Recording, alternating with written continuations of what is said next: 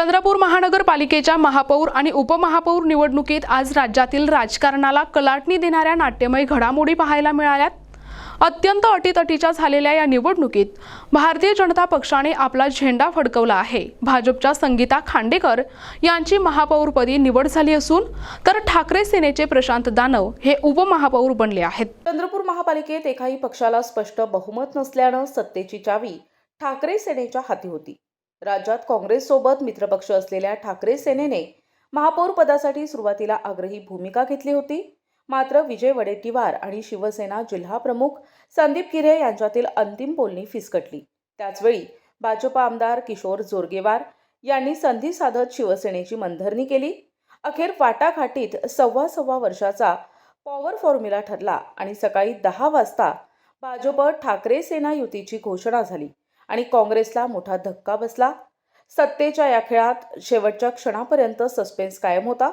मात्र काँग्रेसच्या अंतर्गत कुरघोडी आणि शिवसेनेच्या भूमिकेमुळे चंद्रपूर महापालिकेचं चित्र पूर्णपणे बदललंय। महापौर निवडणुकीत संगीता खांडेकर यांना 32 मते मिळाली, तर काँग्रेस आघाडीला 31 मतांवर समाधान मानावे लागले। उपमहापौर पदासाठी मात्र प्रचंड थरार पाहायला मिळाला। ठाकरे सेनेचे प्रशांत दानव आणि काँग्रेस आघाडीचे पप्पू देशमुख या दोघांनाही समान 32 मते पडली। अखेर नियमानुसार ईश्वर चिठ्ठी काढण्यात आली, ज्यात नशिबाने प्रशांत दानव यांना साथ दिली आणि त्यांची उपमहापौरपदी वर्णी लागली। या निवडणुकीत MIMचे अझर शेख यांनी महापौर निवडीत तटस्थ राहून तर उपमहापौर निवडीत काँग्रेसला साथ देऊन सर्वांना बुचकळ्यात टाकले। दुसरीकडे काँग्रेसचे बंडखोर प्रशांत दानव यांनी ऐनवेळी ठाकरे सेनेत प्रवेश करून उपमहापौरपद पदरात पाडून घेतले। विशेष म्हणजे वंचित बहुजन आघाडीने सभागृहाबाहेर राहून एक प्रकारे भाजपलाच मदत केल्याची चर्चा आता रंगू लागली आहे।